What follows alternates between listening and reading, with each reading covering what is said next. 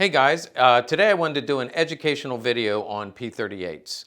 Now, I've already done a couple P38s, but they were always capture stories, and I often get comments from all of you saying, we need to hear more about P38s.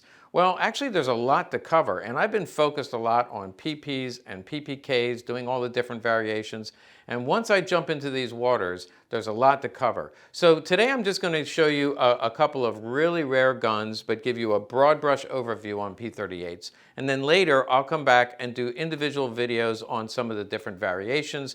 There's probably 10 videos worth of material that I can cover. But speaking of P38s, let me give you an update on one of the stories that we did. It was a P38 that was captured by Kenneth Price, who won the Silver Star and the Bronze Star, wounded 3 times. I told you that story, and many of you wrote and said, what a shame. Why didn't the family want the gun? Well, the truth is, the daughter watched the video and said, we would like to have the gun. Somehow, Dad sold the gun, and they didn't realize that that had happened. So they wanted the gun back, and Legacy Collectibles is making that happen this week. So the reason I'm doing the video today is to show you 2 rare P38s. These are both 30 caliber P38s. If you collect these, you know how rare these are. In fact, I did a video on 2 engraved Krieghoffs, and that was rare to find. And this might be just as rare, not as flashy, but 2 30 caliber P38s is really hard to find one. Before I go into the detail though, let's back up a bit and let me give you an overview of the production of the P38. So as the name would imply, the P38 was patented by the Walther factory in 1938. The first ones produced were in 1939, and the first contract was a Swedish police pistol contract. That very few of them were made, but there were actually 2 contracts right at the end of 1939. Those guns are very rare, and what makes them quite interesting is they still have the crown end proof. But very quickly, 1940, every gun after that will have the eagle end proof as part of the Nazi era. So within the Walther variations, the first military guns, now keep in mind during the war there was 1.2 million P38s made, about 1.2 million were made. Most of them came from Walther, and the original patent was with Walther. And before this, Walther had been making single-action semi-automatic pistols, the most famous being the PP and the PPK. But the P38 was a revolutionary design in that it is double action. If I take a look at one of these, this is a Walther factory gun. You can just pull the trigger, or you can cock it back, which will then work in the way most guns work. But it had the exposed hammer. It also has a decocking feature. Once you pull the hammer, they decock, which, by the way, I found that about 30% of them, the decocker doesn't work. It doesn't hurt the value a whole lot, about 50 bucks. It's just a strange oddity. There's just a couple pieces of metal in there that allow that to work, and about 30% of them, in fact, I think some of the ones that I brought out to show you, the decocker doesn't work properly. What's funny about that is I send them to a gunsmith to see if he can repair them. He tells me this, I find it humorous. He'll take 2 guns that the decocker doesn't work. He'll switch the decocking part, whatever that is, couple pieces of metal. He switches them, and they both work. So I can't figure it out, but they can be fixed. So it doesn't detract from the value. But that's the overall operation for the P38. All the military guns shot a 9mm Luger round, and it had less moving parts than the Luger. It was by many seen as an improvement, and the most important part was that they were a lot cheaper to produce. So very quickly, Walther, they couldn't, the Army and all the branches of service couldn't get enough of them. And so they just, they ordered more and more, and Walther was kicking these out as quick as they could. So the first variation of military pistol is the 0 series. It's named 0 series because the prefix was always a 0. You can see a picture of one here. They had beautiful high polished finish. They had a Walther banner on it. There was no date, but these were made in early 1940. Next variation was the 480 code. There's not many of these. They're pretty valuable when you can find them. 480 code, I don't know where that name comes from, but that was a factory code that later became the AC Walther factory code. Most of you are familiar with the AC P38s because most of the ones you see will look like this. You'll see AC with a date. However, little known variation, they first began just with the AC. Let me show you one. You know, I told you I was going to show you 2 really rare guns. I lied. I'm going to show you 3 really rare guns. They first started out just the AC with no date. This is considered the rarest of the military variations, but the AC no date, I'm going to have dozens of you write to me and say, can I buy that? No, you can't. Only one I have. It's just in great condition. AC no date. But somebody pretty smart right away said, you know, and the whole numbering system is based on the fact that they put the year, and then every month the serial number adds a suffix. They added the date, and therefore they could keep track AC 41, and the serial numbers went from 1 to 10,000 with no suffix, and then the A and then the B. So basically they were making 10,000 a month, and then every year they would change the date and start back at the beginning. So it was a really a smart system, easy to follow. I can look at it and tell pretty quickly what month and year the gun was made. Unlike PPs and PPKs, you guys all write to me and say, when was my gun made? This is really easy. Everybody can figure out the month and the year. So they went from AC 41, AC 42, all the way to AC 45. And that, there are other variations we can talk about. There were some that went to the police departments, but 99% went to the military and the police. Now, I mentioned before Walther couldn't keep up with it, and so as most good companies do, certainly Colt and the Browning factory, a lot of factories then license their product to be made elsewhere at a different factory under a licensing agreement, and that's what happened with the Walther P.38. Mauser was making Lugers. We all know that Mauser Lugers throughout World War II, they stopped production in 1942. BYF was the code for the Mauser factory, and so they're kicking out these Lugers, and now the Army doesn't want the Lugers anymore. They want the P38s because, again, they felt like it was an improvement.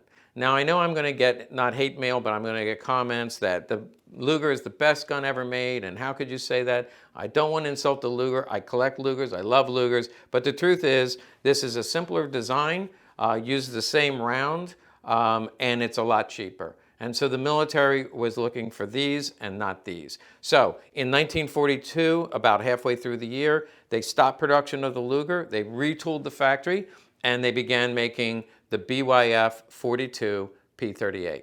So this is just kind of cool. Just a piece of history. You can see the BYF 42 on a P38 and a BYF 42, both made in the same year in the same factory, but this overthrew this. Just the way of the world. Well, we're all going to be obsolete one day. And so just like the AC code, we now will see BYF 42, 43, all the way up to in 45. It's still the same factory, but for some reason, they changed the code to SVW. So you'll see it up to BYF 44, and then you'll see the SVW 45. By that time, they were very crudely made, and a lot of them were using phosphated finish instead of the blue. The third producer of the P38, many of you didn't know that three different companies produced the P38. The third one was the Spreewerke factory in Czechoslovakia. Spreewerke started producing them in 1943, and they went all the way to 1945. They did not put a date on, but there are codes where you can figure out when these were made. And so Walther made the most P38s. Second was Mauser. And then thirdly, the Spreewerke, which usually were considered a little cruder than the earlier variations. So having done a review of the development of the P38 and how they were produced for the armed forces and a few to the police, let's go back and talk about the commercial version and these 2 rare guns that I wanted to show you. They'll probably never make it out of the safe for many years, so take a good look now while you have the chance. So of commercial guns, they only made about 1%. And I was just discussing with Randy before we started doing this video, you know, if you think about it, if they couldn't keep up with production, no matter how many they made, they had 3 factories kicking them out, they were still clamoring for more, why would they stop and make a commercial gun? For sure, since it started in 1940, The war had already started, so they certainly were not making these for Sears and Roebuck for the commercial market. They were only making them for the war and for the survival of the Third Reich. So why would they stop and make a commercial version? The only conclusion I can come to, and there's not a lot of literature, but it had to be high-ranking party officials. Now, we know that they could go out and buy a party leader, PPK. The Reichsjustice could get a gun.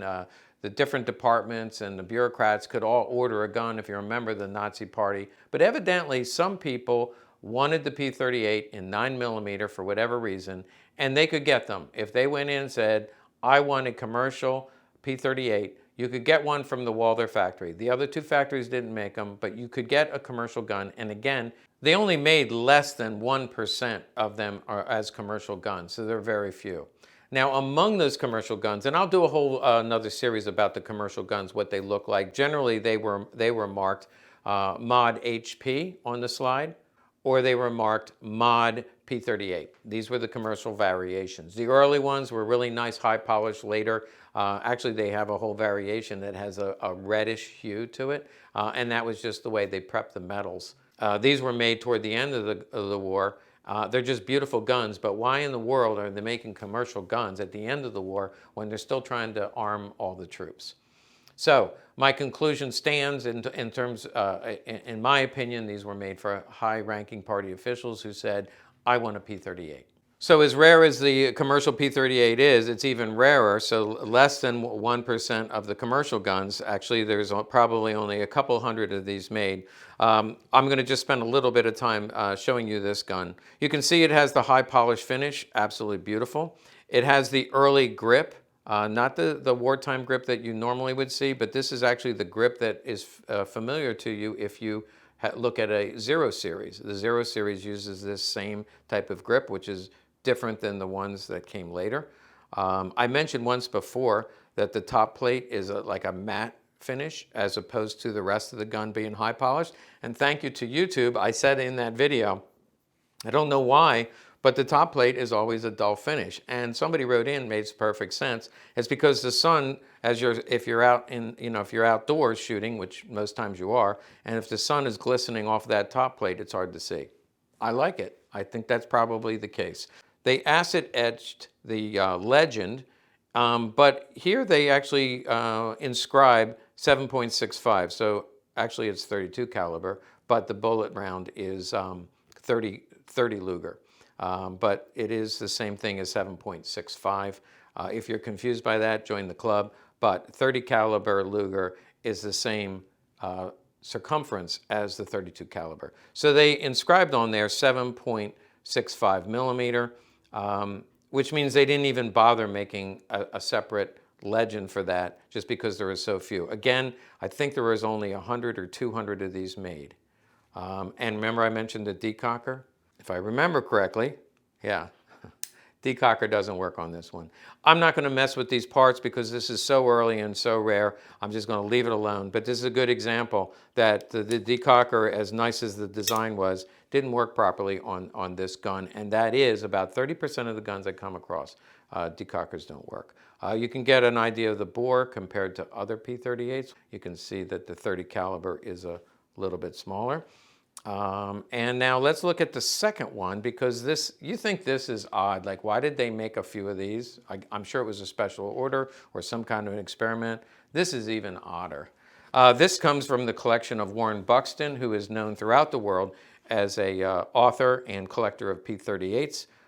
He died tragically in an accident, actually coming back from the Tulsa show with some other collectors, headed back home, and head-on collision with a truck, and he lost his life.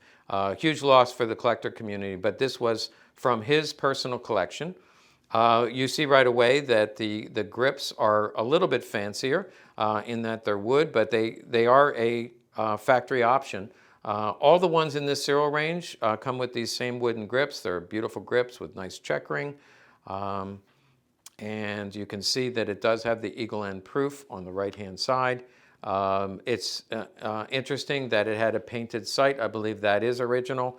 I have seen painted sights before. It was just an option where you could ask the factory to paint the sights, often red in the back. and white in the front.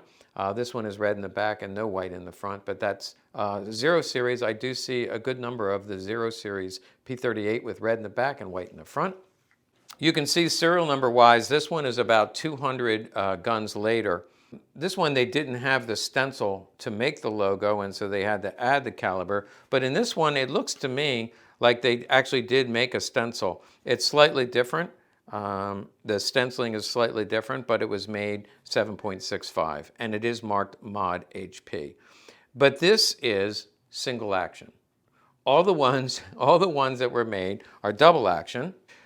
This one, the decocker doesn't work, but I believe it was set up not to work because it does not work in double action. It only works in single action. 30 caliber, extremely rare gun. You probably will never see one again.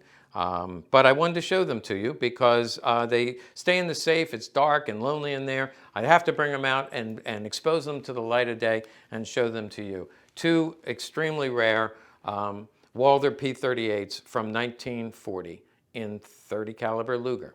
Hey, thanks for watching another one of our videos. Make sure you like and subscribe. And if you would, just hit the notification bell, and that way you'll be notified when I make some more videos.